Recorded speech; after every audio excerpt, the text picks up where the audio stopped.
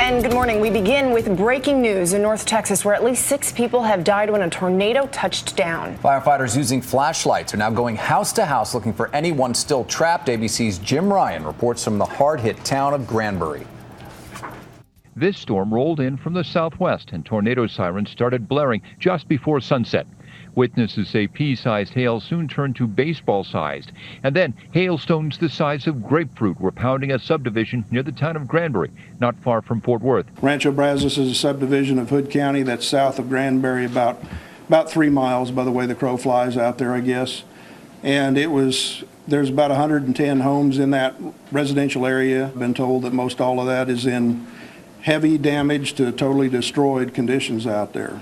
As paramedics were rushing into the area to treat dozens of injuries, school buses were pulling away, taking evacuees to churches that have been turned into shelters.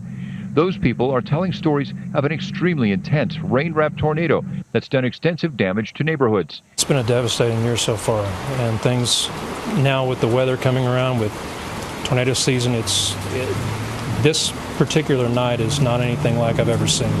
Even as rescue operations were getting underway, another storm was forming on the outskirts of town, prompting new severe weather warnings. Jim Ryan, ABC News, Granbury, Texas. So already at least 6 people have died in this. We have 28 people, at least 28 people at the hospital. 14 of them are being treated for a wide variety of injuries here: lacerations, contusions, fractures, and we have 100 people in area shelters. Yeah, 14 people still unaccounted for. And you hope that they're in the shelter. You hope that they're with relatives, and it's just, it's a crazy night, and you hope that it's just a matter of locating them and not anything worse than that. And the number of deaths don't go up. By the way, additional storms did move through southern Oklahoma as well, where there's a lot of damage, a lot of poles toppled, a lot of power outages. So just some wild stuff. Did you see the size of that hail? Yeah, and it was so fast moving. The good news is now the firefighters are able to move in and start looking through whatever rubble is left to see if there are people there and if they can save as many people as they can.